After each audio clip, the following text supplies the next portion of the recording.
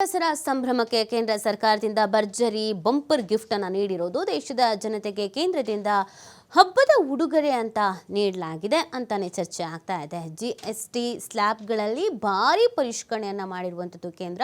12%, 28% GST ರದ್ದಾಗಿದೆ. 5%, 18% ಸ್ಲ್ಯಾಬ್ಗೆ ಅನುಮೋದನೆ ಸಿಕ್ಕಿದೆ. ತೆರಿಗೆಯ 4 ಸ್ಲ್ಯಾಬ್ಗಳ ಪೈಕಿ 12%, 28% ಸ್ಲ್ಯಾಬ್ಗಳು ರದ್ದಾಗಿರೋದು ಸೆಪ್ಟೆಂಬರ್ 22ರಿಂದಲೇ ಜಾರಿಗೆ ಬರಲಿದೆ ಹೊಸ GST ದರ. ಕೇಂದ್ರ ವಿತ್ತ ಸಚಿವ ನಿರ್ಮಲಾ ಸೀತಾರಾಮನ್ ಘೋಷಣೆಯನ್ನ ಮಾಡಿದ್ದಾರೆ.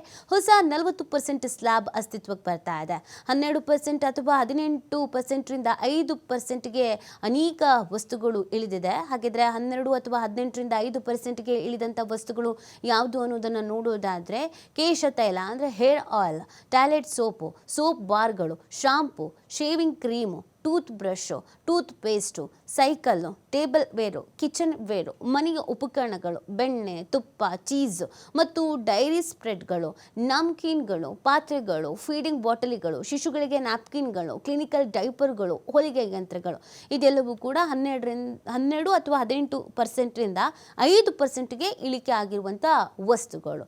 ಇನ್ನು ಇದಿಷ್ಟೇ ಅಲ್ಲ, 0%ಗೂ ಕೂಡ ಕೆಲವೊಂದಷ್ಟು ವಸ್ತುಗಳು ಇಳಿದಿದೆ. ಹಾಗಿದ್ರೆ 0% ಝೀರೋ ಯಾವ್ದ್ಯಾವ್ದಿದೆ?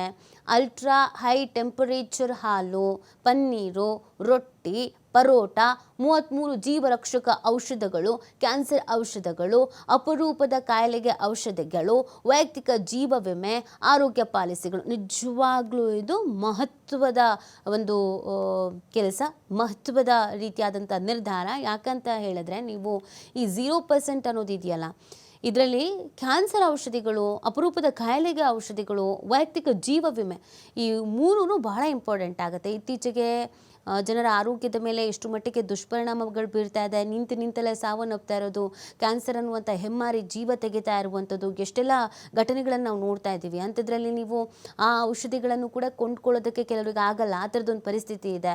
ಹೆಲ್ತ್ ಇನ್ಶೂರೆನ್ಸ್ ಮಾಡ್ಕೊಳ್ಳಿ ಅಂತ ಎಷ್ಟೇ ಹೇಳಿದ್ರು ಕೂಡ ಕೆಲವರಿಗೆ ಹಣಕಾಸಿನ ಕೊರತೆ, ಅಯ್ಯೋ ಅದರಲ್ಲಿ ಬೇರೆ GST ಇನ್ನೊಂದು ಮತ್ತೊಂದು ಅಂತ ನಮಗೆ ಕಷ್ಟ ಆಗುತ್ತೆ ಅಂತ ಯೋಚನೆ ಮಾಡ್ತಾ ಇದ್ದವ್ರಿಗೆ 0% ಶೂನ್ಯಕ್ಕೆ ಇಳಿದಿರುವಂಥದ್ದು ನಿಜವಾಗ್ಲೂ ಕೂಡ ಖುಷಿ ತರಿಸುತ್ತೆ. ಇನ್ನೊಂದು 28%ನಿಂದ 18%ಗೆ ಇಳಿದಿರುವಂಥ ವಸ್ತುಗಳು ಕೂಡ ಇದೆ. ಅಂದರೆ ಅಲ್ಲಿಗೆ ನಿಮಗೆ 10% ಕಮ್ಮಿ ಆಗ್ತಾ ಇದೆ. ಯಾವ್ದು ಹಾಗಿದ್ರೆ AC ಹವಾನಿಯಂತ್ರಣ ಯಂತ್ರಗಳು, ಇದರಲ್ಲೂ ಕೂಡ ಕಮ್ಮಿ ಆಗ್ತಾ ಇರುವಂಥದ್ದು. ಹಾಗೆಯೇ 32 ಇಂಚುಗಳಿಗಿಂತ ದೊಡ್ಡದಾದಂಥ ಟಿವಿಗಳು, ಡಿಶ್ಶು ವಾಷಿಂಗ್ ಯಂತ್ರಗಳು, ಸಣ್ಣ ಕಾರುಗಳು, 350cc ಅದಕ್ಕಿಂತ ಕಡಿಮೆ ಸಾಮರ್ಥ್ಯದ ಬೈಕುಗಳು, ಬಸ್ಗಳು, ಟ್ರಕ್ಗಳು, ಆಂಬ್ಯುಲೆನ್ಸ್ಗಳು, ಎಲ್ಲ ಆಟೋ ಭಾಗಗಳು, ತ್ರಿಚಕ್ರ ವಾಹನಗಳು, ಸಿಮೆಂಟು ಇದೆಲ್ಲ 28ರಿಂದ 18%ಗೆ ಇಳಿದಿರುವಂಥ ವಸ್ತುಗಳಾಗಿದೆ.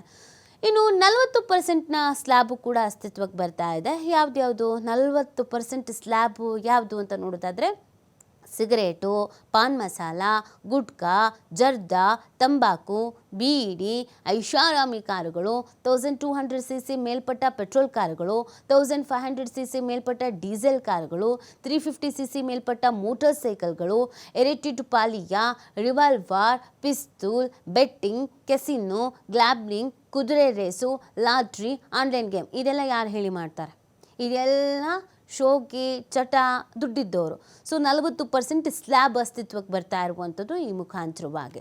ಸೊ ಈ ರೀತಿಯಾದಂಥ ಬದಲಾವಣೆ ಮಾಡಿರುವಂಥದ್ದು ಕೇಂದ್ರ ಸರ್ಕಾರದ ಈ ನಿರ್ಧಾರಕ್ಕೆ ಹಲವರು ಸ್ವಾಗತಿಸಿದ್ದಾರೆ. ನಿಜವಾಗ್ಲೂ ಇದು ದೇಶದ ಜನತೆಗೆ ಖುಷಿಯಾದಂಥ ವಿಚಾರ ಅಂತಾನೆ ಬಣ್ಣಿಸಲಾಗ್ತಾ ಇದೆ. ಯಾಕಂದರೆ ಈಗಾಗಲೇ ಎಲ್ಲದ್ರ ರೇಟು ಜಾಸ್ತಿ ಆಗಿಬಿಟ್ಟಿದೆ. ನಾವು ಎಲ್ಲರೂ ಟ್ರಾವೆಲ್ ಮಾಡ್ತೀವಿ ಅಂತ ಅಂದರೆ ಪೆಟ್ರೋಲು, ಡೀಸೆಲ್ಲು, ಅಕ್ಕಿ, ಎಣ್ಣೆ, ದಿನನಿತ್ಯದ ದಿನ ಬಳಕೆಯ ವಸ್ತುಗಳು, ಇನ್ನು ಆಸ್ತಿ ಕೊಂಡ್ಕೊಳ್ತೀವಿ ಅಂತಂದರೆ ರಿಜಿಸ್ಟ್ರೇಷನ್ಸು, ಪ್ರತಿ ಒಂದ್ರ ರೇಟು ಕೂಡ ಜಾಸ್ತಿ. ಸೊ ಎಲ್ಲೋ ಒಂದು ಕಡೆಯಲ್ಲಿ ಕಮ್ಮಿ ಆಗ್ತಾ ಇದೆ ಅನ್ನುವಂಥ ಸುದ್ದಿ ನಿರಾಳ ಅನಿಸ್ತಾ ಇದೆ.